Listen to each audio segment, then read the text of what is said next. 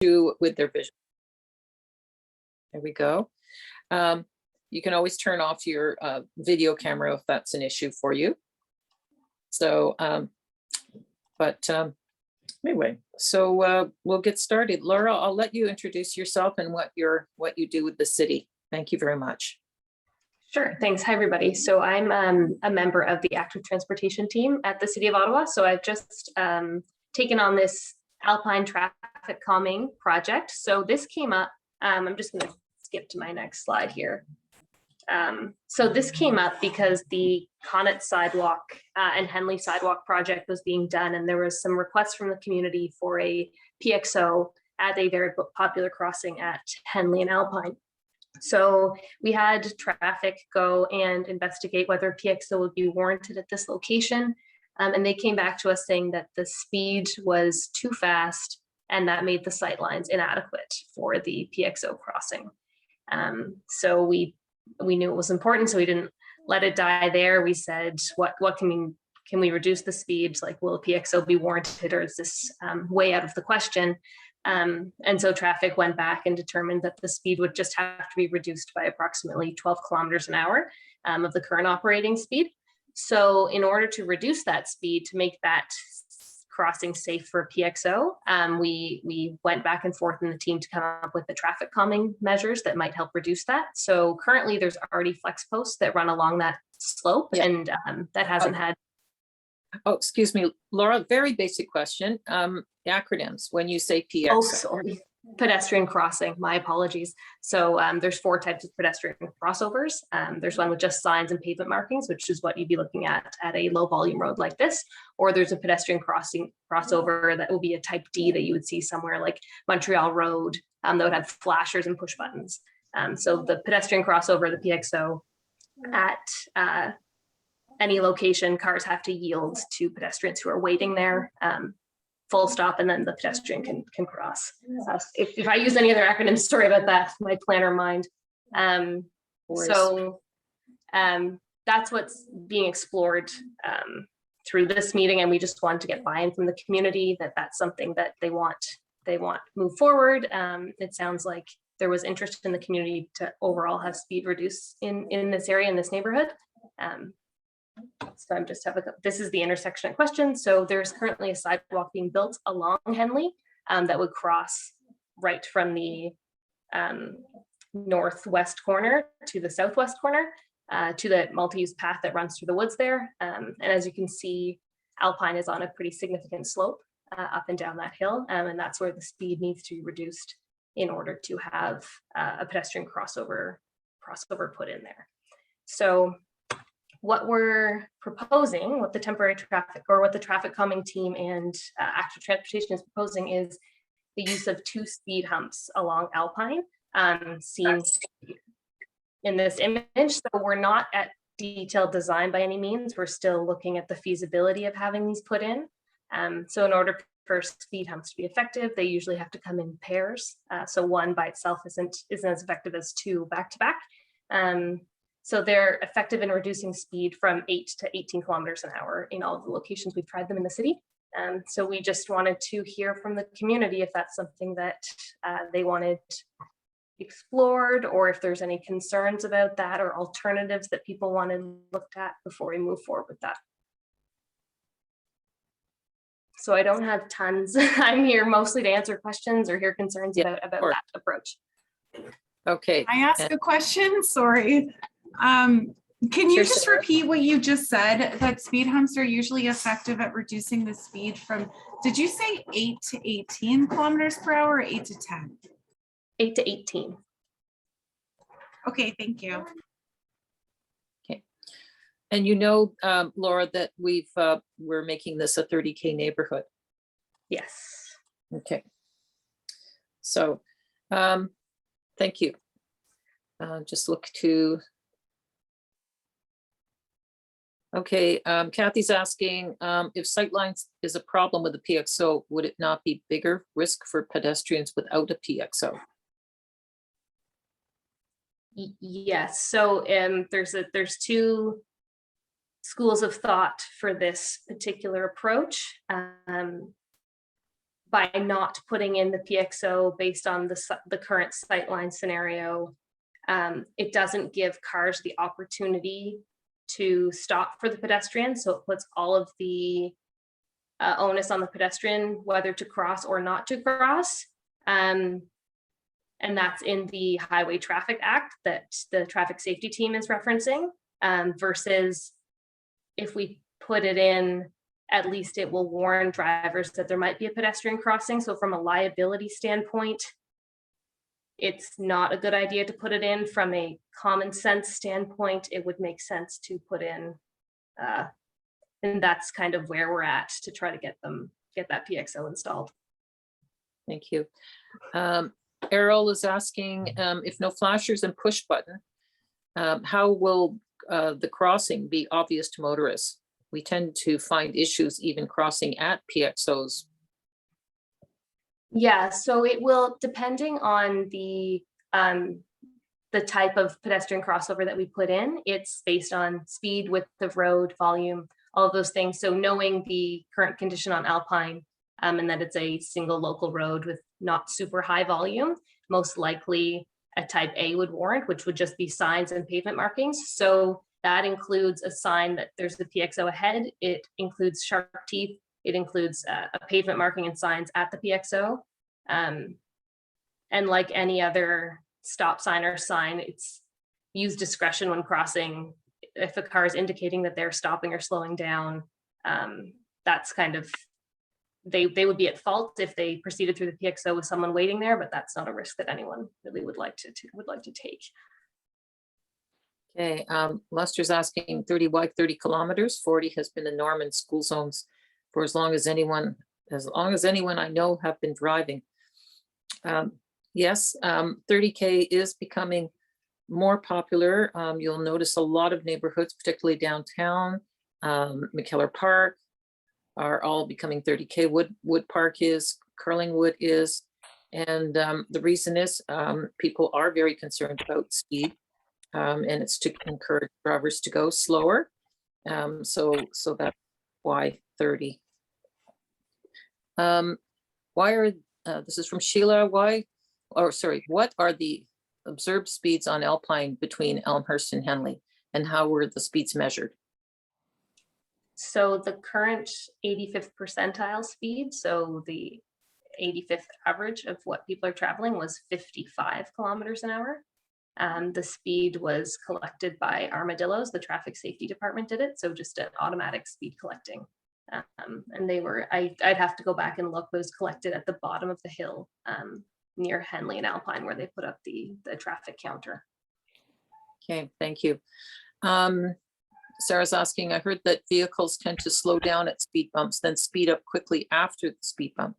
To reduce the speed at the crossing, do you know how close to the last speed bump should be to the crossing? And are zebra stripes being the usual style now, or do we have to ask for that?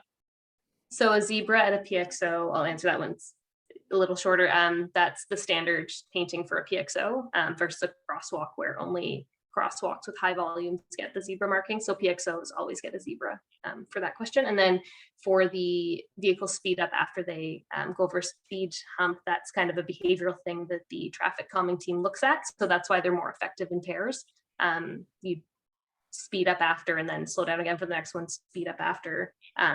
By having two in a row, people will reduce their speed consistently through the two of them. So in order to reduce the speed, they've suggested, the engineers on the traffic calming team have suggested 30 meters. That would give the driver time to see the speed bump, clear over it, and then see the signs of the PXO or anybody who is waiting there. Okay. Concern is one thing. What data is there to say things are getting more dangerous and that 40 is not sufficient? Perhaps people are just more concerned. Perception and reality can differ. I don't know if you have any comments about speed from your work. The only comment I have is there's a very popular graph that shows the fatalities between pedestrians or vulnerable road users and speed. And there's a significant difference between 30 and 40 kilometers an hour, or even to 50, which would be in regular operating speed 10 years ago. the survival and fatality rate is much, much lower at 30 kilometers an hour. I think that it's pretty important to remember that Alpine Avenue at that part is very steep, and it is hard for most drivers not to speed up from 30 to 50 going down that stretch just because of the slope. That means you need a speed bump. Yep. Thank you, Arthur. Appreciate it. And Errol is asking, so do I understand correctly that the crossing itself would not be raised? I understand the intention of the speed bumps, but wonder with the slope of the road, whether these will be effective. Would something at the crossing be useful or appropriate? It's a good question. So there's the current pedestrian crossover is being not allowed in the current environment. And if we want to go back, and the end goal was to have that pedestrian crossover installed in the coming year or years, once the speed humps are installed, we would revisit that as its own project if that speed is reduced to a safe distance. So as far as what type of PXO, or if it could be a raised crosswalk through there, those are great ideas. And if that is something that the city can do at the time, if the PXO warrants, definitely will be explored. Okay. So is there any studies to show that drivers comply with the when it's reduced to 30? So a posted speed limit on its own is typically less effective than a 30 kilometer an hour speed limit plus pavement markings, temporary traffic calming, or narrowing of the road, or permanent traffic calming measures. So there are studies that if you throw up a 30 kilometer an hour speed limit sign, it will impact some drivers to slow down and others it won't. So paired with traffic calming measures really helps create that 30 kilometer an hour neighborhood feeling. Okay. Thank you. What about in the winter when the road is icy and you're trying to get up the hill? Is that as a vehicle or as a Vehicle.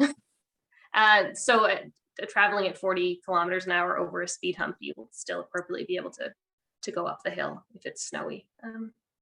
Okay, does it change anything for traction, or complicated for not for vehicles. Like we have them at a number of other locations that would have some type of slope. It doesn't impact uphill movement. You won't roll back down the hill traveling at 40. In the winter, in a slippery condition, you would see that road operate at a 40 or less speed limit an hour anyway. Okay. Sheila's asking, actual studies here in Ottawa been done About going up. Oh, sorry. This is she's tying back to Oh, sorry. speeds that have been reduced. Sorry, I skipped over. That had been reduced to 30 in the city. Yeah, so there was. I have to follow up with that one. I know that the traffic department did a study in the glebe after they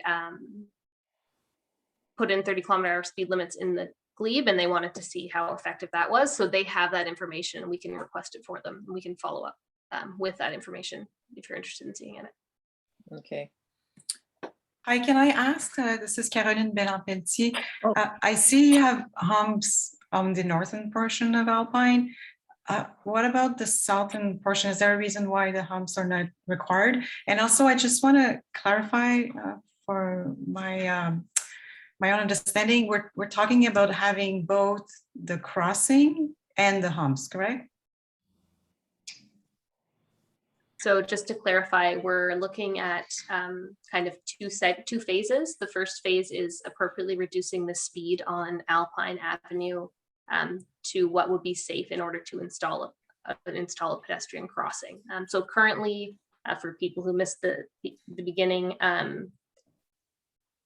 there is sightline and speed issues on Alpine that prevent a pedestrian crossover from being installed at Henley across to the multi-use path that goes through the woods there. So we're, the traffic department and the neighborhood traffic calming team are looking at options to reduce the speed on Alpine in order to have that pedestrian crossover put in the future at a safe speed and useful sight lines. And for the bottom section of Alpine, the speed humps aren't going in there because there isn't a sight line issue. So the major concern is the combination of sight line and speed coming from the north. Sorry, so by sight line, you mean the drivers coming from the south, they can see the pedestrian, whereas if they're coming from the north, they cannot see them, Yes. right? Just to add to the relative speed on Alpine, I live on Alpine where the northern hump is shown. And my personal experience, 15 years on Alpine, is that stretch has always been pretty slow because lots of cars are parked on that section. And then, yes, it's when you get to the second hump where it's a forested area and then it starts sloping down. That's where I find that people really speed up, like all the way down to the tennis court further south. So but I guess you consider this, and that's why you're suggesting the 2 humps there to slow people before they get to that crossing. Yeah, and I had stated earlier that they're more effective in pairs versus on their own. If Okay. Look at that and say, well, just put one, people will go over one and then resume their previous speed. If you put 2, they'll maintain that speed between them. I see. So that's Okay. kind of what we're looking for with that. Oh, thank you. Is there any noise issues related to having speed bumps? So there are, if the speed bumps are gone over aggressively, there can be sounds from people traveling over them. And that's dependent. So some locations in the city that have speed humps, there's been no complaints about noise. The operating speed is reduced to what is reasonable to go over them. And then there's other areas where people are hitting them relatively hard, and that will create sound in the neighborhood. So those are kind of the 2 different experiences we've had with installing them. Okay. Good. Sorry, just one more question, sorry. So right now we have those sticks like in the middle. So it's gonna be one or the other, I'm assuming, and the sticks will go when the humps would be coming? Yes, so the temporary flex posts would be removed for the installation of the speed humps. Okay, and the parking signs that are related to the flags, the posts, the temporary posts? Yes, so there will be some parking changes along Alpine. There's currently a winter restriction, which makes sense due to the slope on there. And there would also have to be some modifications around the speed humps. You can't park on them and approaching that potential crossing at Alpine, the bottom of that hill. Okay. But where the delineators were in the middle of the road, further up, there was parking restrictions? I think so. Yeah, there's parking like a certain distance from those flags. Yeah. You cannot park so that the cars can go around. And that's in effect between April and November, I think, and then the sticks are removed and the parking restrictions removed at the time too. Okay. Yeah, so there'll be no parking, the parking restrictions will be removed. Okay. Kathy's asking, mentioning that there's a concern about the impact of a bulb out plant. There's concern about the impact of going up the hill in the winter. Can you speak to how much people need to move closer to the middle because of the bulb out? So is the bulb out concern, so there's one that's planned for right here. So that bulb out is only about 0.5 meters. So it's not very large. It will narrow the crossing and by doing that decrease the speed that cars are traveling up or down the hill. It's a short bulb out, so it won't push you into the middle. There's still a clearing for 2 vehicles to safely pass one another with that bulb out installed. Okay, sort of like a squaring off of that corner? Yeah, it'll tighten the radius. Okay, so that they can't, because it's almost like a off-rampy feel to it because Yeah. it's more efficient for cars. So if it's less efficient, then it slows them down. And we'll shorten the crossing, the potential future pedestrian crossing at that corner. Okay. Is the bulb out part of the PXO or part of the bumps? The bulb out is part of the Henley sidewalk project that's currently under construction. Okay. Thank you. Lester has his hand up. Yes, I apologize. I came in a little late, and so I'm not sure what the protocol is for speaking. If you just interject, ahead. chat only. It seems some people are using voice, but We're yeah. small enough. Go ahead. Okay then. So the bulb out itself, in theory, is a traffic calming measure, as you mentioned, thus reducing the average speed, conceptually, anyways. We're trying to get from an 85th percentile at 51 kilometers an hour, which is actually pretty good considering the posted limit is 50. 85% of people are at the limit or lower, with 15% higher, and that's not time correlated, right? That may be late at night, et cetera, we don't know. But, and I imagine you haven't looked at the data against time. How much will the bump out itself reduce the average speed? Or what is it projected to do? So we haven't looked at what the bulb out on its own is projected to reduce speed for. If the speed humps were not being supported, we could wait to see if the speeds reduced on their own with the bulb out and with the posted 30-kilometer-an-hour speed limit sign. That would just have to be a decision that was agreed upon with the community and the councillor's office versus the more aggressive approach to install the speed humps and reduce the speed effectively. Furthermore, along those lines, essentially, I'm trying to get the justification. Some people want this. I don't know how many.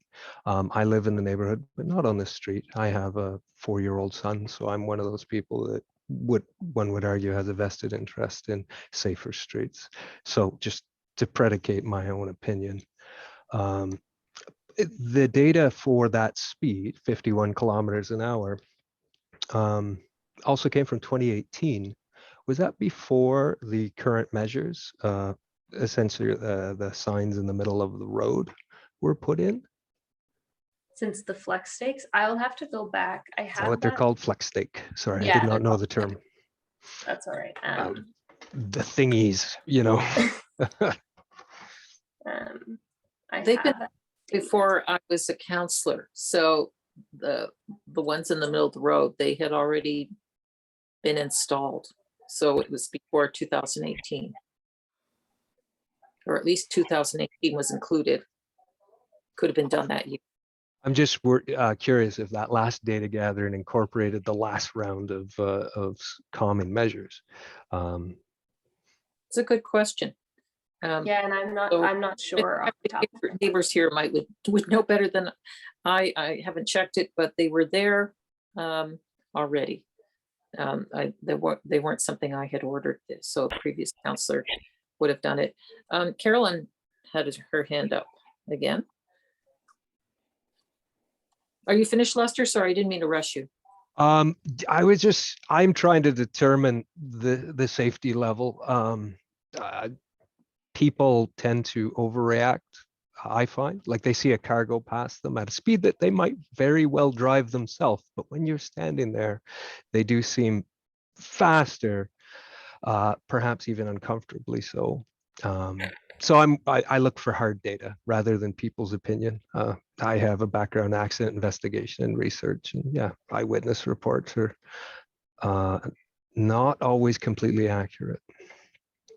Yeah, well, it sounds like they measured the speed, and those are good questions. No, if you had anything else to add, Laura? Oh, just that, yeah, same thing. The traffic department goes out and does those measurements for that exact reason. Some people think that cars are going 100 down the road and they're going 45. Yeah. So we do also lean on those numbers and those sightline measurements to make sure that the firsthand accounts match up with what they're seeing actually happening in the environment. Because the measuring tool was at the bottom of the hill, as I understand it. I think you said that earlier. And that is a hill. So if you're hitting 51K, which is 1 kilometer within the speed limit at the time, that's actually pretty good for a hill. Surprised, like most people are actually adhering to the speed limit. Now, different question if the speed limit should be lowered, but and that's what your engineers have determined to make that safer for pedestrian crossing. We need to get down to 35 kilometers an hour. Right. What I'm trying to determine actual need, like truly where this came from. Is this, I don't know, a half dozen vocal people? Is it a vocal minority? Is it, you know, an abundance of people from the neighborhood? I have a comment to make about the subject of speed down the slope. Mm. I go down the hill when they're not digging holes in it. Yeah, nobody played. Very frequently, and I have gone down the hill fast, not knowing. So I have tested coming up across the intersection at Elmhurst and going down at 35 kilometers per hour after Elmhurst and letting the car just coast. And just coasting, you get to pretty close to, if not over, 50 kilometers an hour by the time you get to that sign that is measuring your speed. So if you have your foot on the gas at all, you're going to go over 50 by the time you get down to that point. Well, it sounds like the speed bumps would be very helpful then to reduce that. So I Thank just have one. I just have one comment on what Lester you were asking there. So this wasn't community led as much, the speed humps, as much as it is a request for a pedestrian crossover that has the volume to warrant, but doesn't have the sight lines or speed reduction. So this isn't an interpretation of how fast people are going and it's too fast for people to cross. It's based on traffic safety's analysis that 51 kilometers an hour is too fast to have and creates a short sight line to where that crossing would potentially go in. So this is city's effort and councilor's office to reduce the speed so that that crossing can move forward. What is I always, again, what does it determine safe? Like, so you're driving 50 kilometers an hour, the speed limit, the stopping distance that they estimate is, you know, a common one for that sort of speed that I've come across is approximately 27, 28 meters. That includes both reaction time. This is an emergency situation, aka you're hitting the brake solid, like locking them up. So I did think the hill was that steep that one would not be able to see a crossing past 90 feet, but I could be wrong. Like, so so if this was a crossing that actually had the lights, this wouldn't be an issue. That would be a completely different thing because those are elevated and they improve sight lines dramatically, right? Like the crossings that are human activated. So those crossings currently aren't raised. They just have the flashers on either side. And I just pulled up the previous email from traffic safety. So the stopping requirement would be 75 meters at the current operating speed. And the current distance required that you can see is 85 meters. So you have, the speed has to be reduced to allow us 85 meter stopping, and currently the speed operating only allows a 75 meter. So that's kind of the calculation they did based on the 75 meters to come to a complete stop from 50 kilometers an hour. In order to see the person waiting there. So yeah, see them react and actually come to a halt. Those are the three elements. They've pulled that data from the Ontario traffic manuals that they did that calculation with. thank you. Yeah.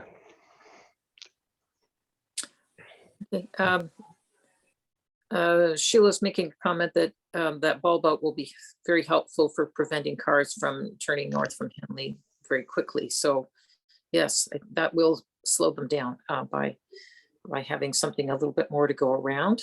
And that's great. There's comments there that you can read, Laura, but in terms of further questions. Oh, I see a hand up. Sorry, Kathy. Thank you. I just wanted to clarify what drove the community concern. I mean, and that was confirmed, I think, in the study. There are 200 people crossing there within 8 hours. Those of us who live close by know that many of them are families with children. There was a death of a young girl there some years ago crossing. I'm still puzzling though, if the sight lines are such a problem to have the pedestrian crossing, isn't it still worse without the pedestrian crossing? So I'm still puzzling why we don't do a pedestrian crossing, because the sight lines are too bad. I mean, should we then be saying nobody should cross there? And I mean, people are crossing there. That's what drove the community concern. Does that make sense? Laura? Yes, and I have to say I agree, but there is liability in what is directed by the province in order to install a pedestrian crossover, that cars need to be given the opportunity to see and stop for a pedestrian safely. And if we put in a pedestrian crossover where a vehicle operating at the speed limit can't see the person and something happens, then we were negligent in how that was installed. So we're trying to ensure that that pedestrian crossover gets put in a safe manner that can prevent that. I completely understand what you're saying about how this approach is being taken, but that's hands are a little bit tied on that one.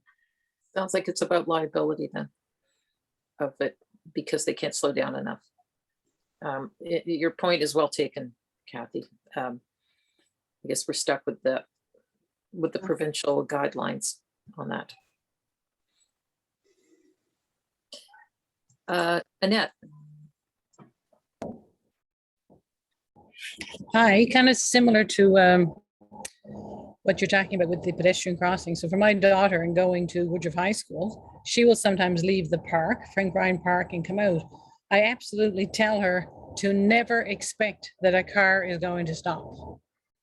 So yes, while I would like to see a crosswalk, I do worry, and will reinforce her, just because there's a crosswalk, do not expect the cars will still stop.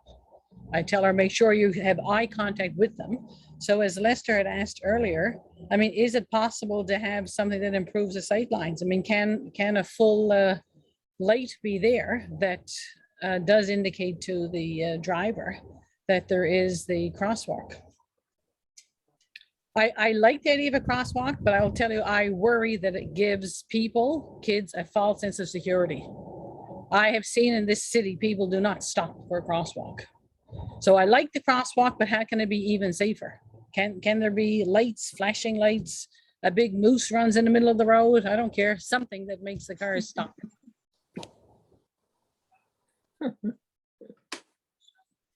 So that's, as I had previously said, this is being split into two separate phases. So the pedestrian crossover, that crosswalk that the community wants, currently is being deemed not possible to put in based on the operating speed. So in trying to put in speed humps to reduce the operating speed, that would be phase one. If that's successful, then looking at putting in a pedestrian crossover, whether that's raised, what type of pedestrian crossover that is, what a light would have to go in at that crossing if a pedestrian crossover would be put in.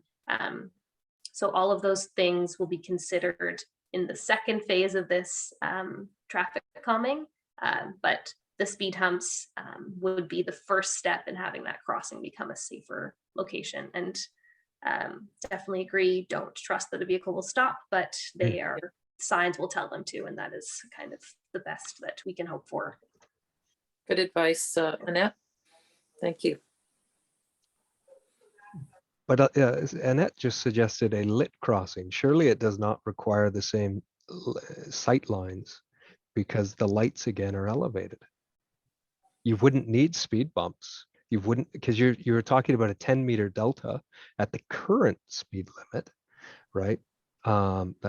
Which people seem to be generally adhering to, 85%. Ones that were, again, that had lights that were activated by the people that want to cross would be visible from a far more significant distance. Would they not? Because they're elevated?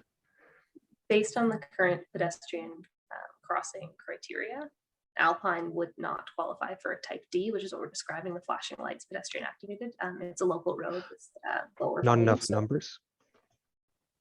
width of the road, speed, volume, all those things wouldn't warrant that. So that's kind of, that's tied there. So the traffic department didn't look at installing a type D, the flashers, as it wasn't really an option for this location. Okay. Great. I'm just checking. Can we get a zebra crossing? Can we just have it marked?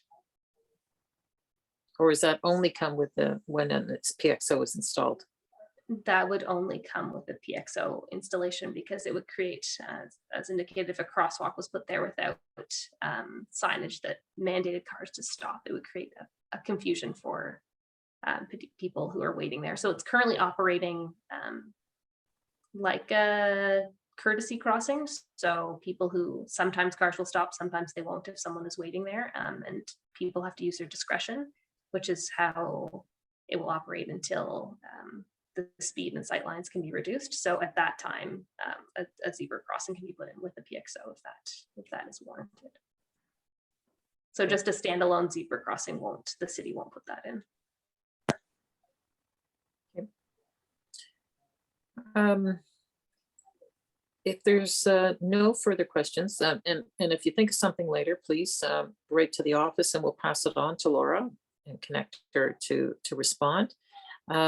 I appreciate it. We'll, as always, we put the recording up on Bay Ward Bulletin for the webpage and the newsletter so that people have this to refer to in case they have any further questions. Oh, Joan, I'm sorry. I didn't see your hand up there. And Art, sorry.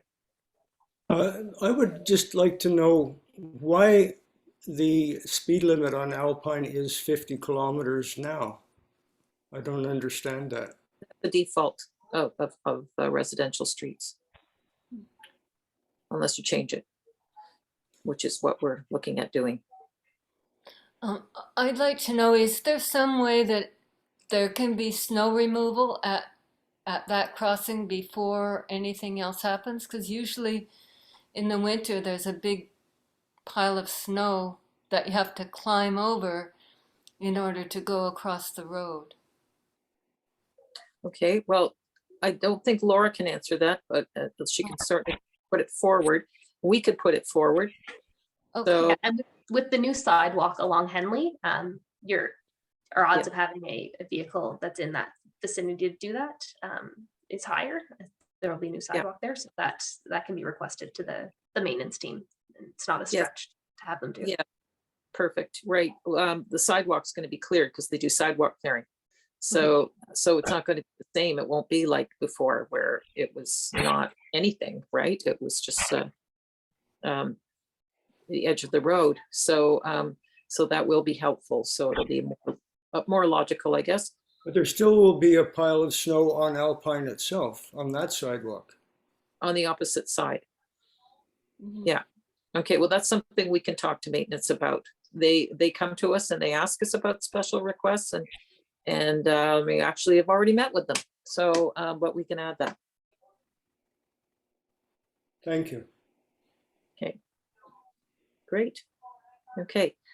So, Laura, what's the timelines in terms of doing this?